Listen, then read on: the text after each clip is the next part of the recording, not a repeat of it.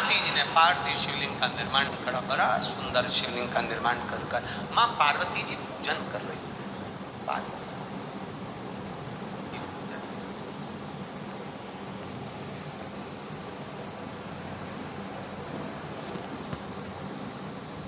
शिव घर में पार्थिव शिवलिंग का जब निर्माण करते हैं तो प्रयास करना चाहिए कि ब्राह्मण सफेद मिट्टी के शिवलिंग का निर्माण करें,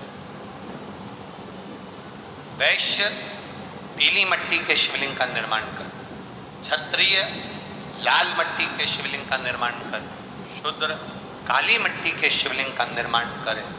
और एक बात अच्छे से समझ लें, मान लो ये मिट्टियाँ हमको ना मिले तो तुम्हारे गांव में, तुम्हारे नगर में, तुम्हारे शहर में, तुम्हारी कॉलोनी में, तुम्हारे गमले में, तुम्हारे पौधे में जो मिट्टी जो कलर की हो, ये नहीं कि हम सफेद ढूंढेंगे, ये नहीं कि हम लाल ढूंढेंगे, ये नहीं कि हम पीली ढूंढेंगे, ये नहीं कि हम काली ढूंढेंगे, जो मिट्टी तुम्हारे गमले में हो, जो मिट्टी तुम्हारे बगीचे में हो, तुम्हारे गांव में, नगर में, खेड़े में हो, उस मिट्टी का भी शिवलिंग का निर्माण हम कर सकते हैं। और पर इतना याद रखें, जब भी शिवलिंग बनाएं अपने हाथ को थाली में रखकर देख लें कि हमारा अंगूठा कहाँ तक जा रहा है। बस उतना बड़ा शिवलिंग का निर्माण हम थाली में करें और उसकी ही आराधना हम करें।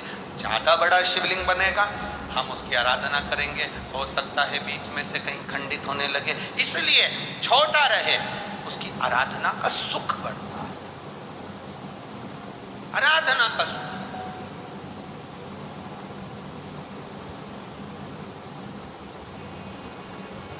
भगवान होंगे तुम्हारे घर में, आज फैशन है भगवान को रखने का।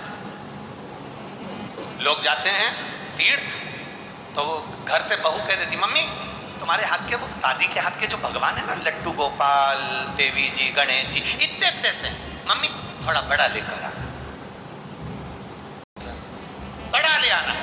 वो गए घूमने, इतने बड़े लड्डू गोपाल लिया, इतने बड़े ठाकुर जी आ गए, गणेश जी आ गए, यहाँ देवी जी आ गई या देवता जी आ गए, बड़े बड़े लिया, फिर बड़ा नहीं। बच्चा जितना छोटा होता है, माँ उसको खिलाकर पिलाकर कपड़े बदलकर सुला देती है, और वो बच्चा छोटा है ना तो आराम से अलमस्त रहता। बच्चा जब बड़ा हो जाता है तो तुम्हारी मर्जी से कपड़े नहीं पहनता, तुम्हारी मर्जी से भोजन नहीं करता, वो अपनी मर्जी से चलता। भगवान की मूर्ति जितनी छोटी होगी उतना सुख देती है, जितनी बड़ी हो जाएगी उतने लाड़ की जरूरत पड़ जाएगी, उतने लाड़।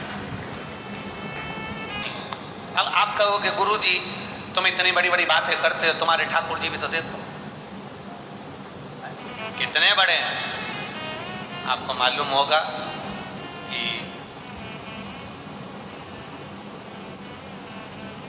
इंदौर में कथा थी, बहुत साल पहले, 20-1 साल पहले की बात होगी, 20-22 साल पहले।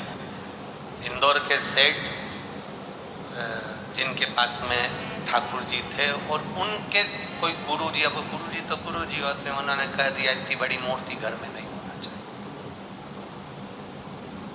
अब उनको कह दिया कि इतनी बड़ी मूर्ति घर में नहीं होना चाहिए, तो वो इनको नर्मदा जी में विसर्जन के लिए लेकर जाने लगे या कहीं देने के लिए जाने लगे। वो हमारे यहाँ कथा में आए थे तो अटैची लेकर आए थे, तो पूछ लिया हमने कि इस अटैची को आप कहाँ ले जा रहे हैं, क्या है इस?